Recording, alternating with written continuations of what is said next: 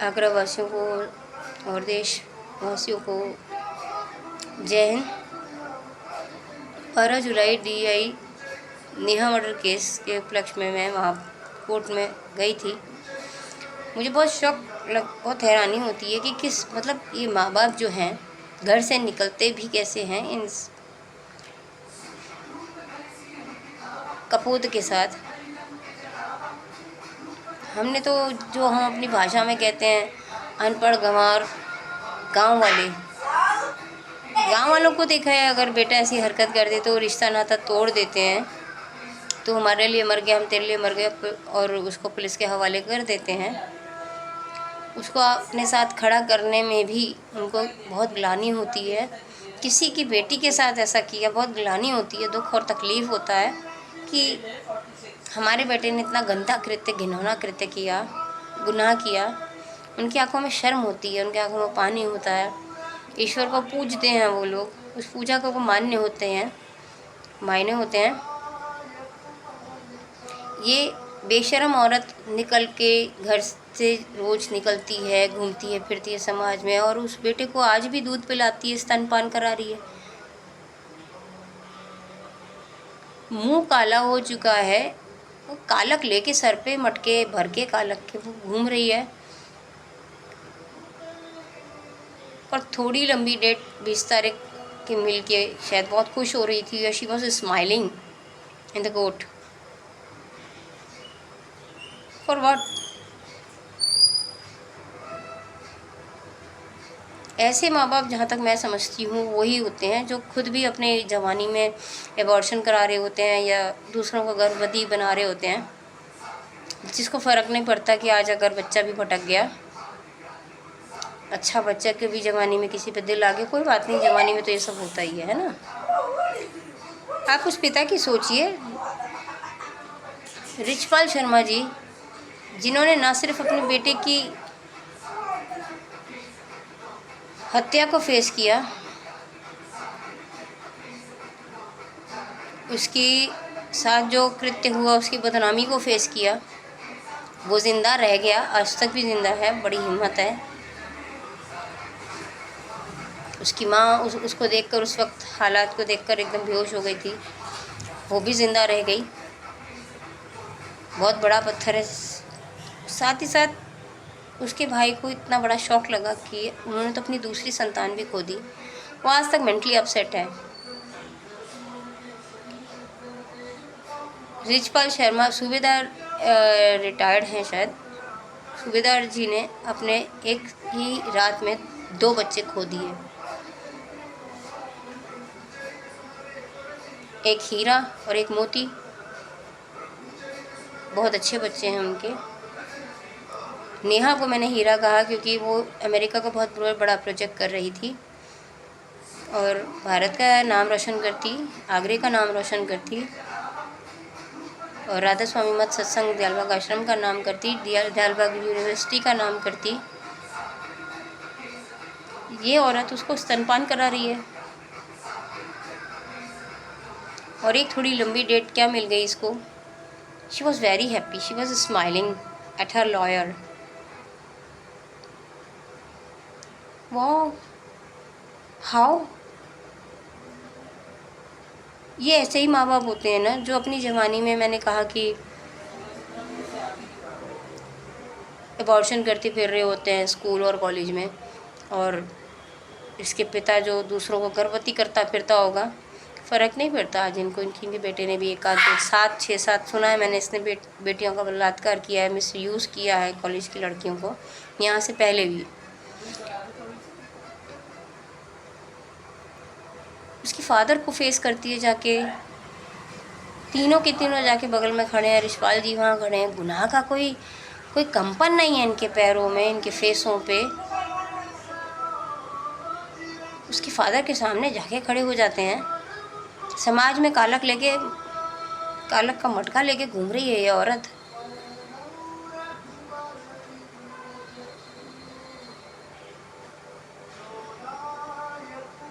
और समाज, मैं ऐसे समाज को सोच रही हूँ कि समाज ने उसको पाला हुआ है, रखा हुआ है। कोई औरत मजबूरी में अगर अकेली हो या मजबूरी में अपने बच्चे पालने के लिए एक आध आदमी बुला लेना, तो समाज कितनी बढ़िया तरीके से खड़ा हो जाता है। रंडी, हरामजादी, इसको निकालो, तमाशा शुरू कर देता है। रोटियां नहीं डालता, यानी कि सब लोग अपने अपने घर से 500-1000 रुपये दे देना है, अरे ये तो रंडी है, ये तो हरामजादी है। अब पड़ोसी अड़ोसी को कोई फ़र्क नहीं पड़ता।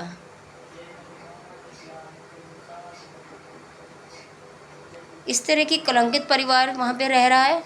उल्टी नहीं आती, घिन नहीं आती, सर नहीं घबराता? या फिर आपके भी बच्चे ऐसे ही हैं? चलता है यार, बच्चे जवानी में बहक जाते हैं, यू नो।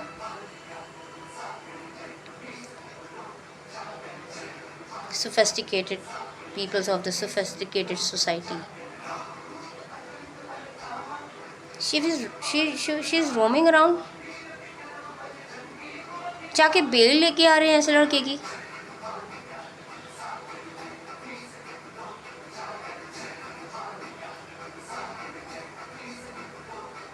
ऐसे समाज पे भी मुझे हैरानी होती है। उसका बायकॉट नहीं किया आज तक, उठा के सामान नहीं फेंका उस परिवार का। हाँ, दिलबाग आश्रम में तो गुंडों का ये रिवाज है कि घर के कब्जे करने के लिए सामान फेंका करते हैं। हमारी बात नहीं मानी, उसके लिए हत्याएं किया करते हैं। तो बाकी सब तो डरे हुए मरे हुए चूहे हैं, तो फिर इस परिवार को सामान कौन फेंकेगा? गुंडे तो नहीं फेंकेंगे। पब्लिक तो वैसे ही मरी हुई है, ये लोग सो कॉल्ड सत्संगी लोग। सामान उठा के किसी ने नहीं फेंका, अब उसको देख के किसी को उल्टी नहीं आती, घिन नहीं आती। सत्संग में मैंने इसकी माँ को कितनी बार देखा है ना, बहुत शॉक्ड कि यार ये लेडी को तो मैंने बहुत बार देखा है, and she was roaming around just like.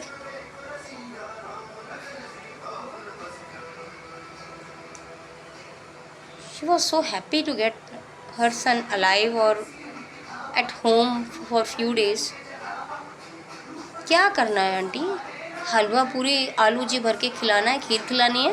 लाल ने नाम रोशन किया आपका, सत्संग राधा स्वामी सत्संग का, DI का, दिलबाग आश्रम का, आगरे का, पूरे हिंदुस्तान, पूरे यूनिवर्स में, वर्ल्ड में। धिक्कार है तेरी जैसी औरत पर। अभी भी स्तनपान करा रही है। एक बेटी की हत्या एक बेटे ने कर दी, ऐसे बेटे को तो कोई नहीं रखता।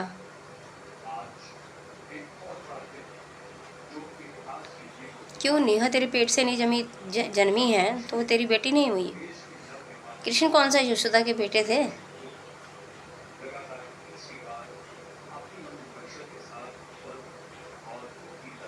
I was really shocked. इधर रिचपाल अंकल खड़े हैं, नेहा के पापा, एंड ये लोग यहाँ खड़े हैं तीनों। दिमाग फट रहा था।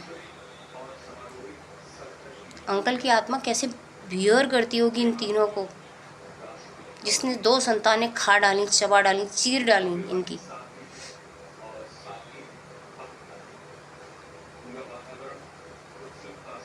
मैं आप सबसे यही दरख्वास्त करूँगी कि इस परिवार का बिल्कुल क्रूर तरीके से इनका बहिष्कार किया जाए।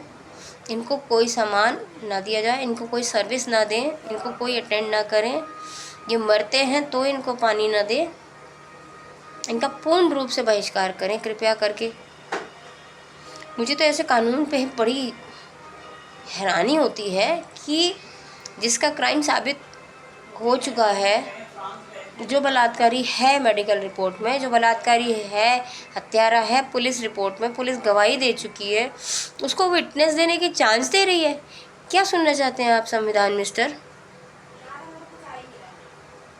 कि मैं तो भोला भाला था, मैं मोहब्बत करता था, मैं तो सच्चे भाव में बह गया, मेरी नहीं तो किसी की नहीं बह गया, मेरी क्या गलती है? भगवान को भी फांसी पे चढ़ा दो, लड़की को तो मैंने फांसी पे चढ़ा ही दिया कि वो बहुत प्यारी सी, भोली सी, इनोसेंट थी, अट्रैक्टिव थी।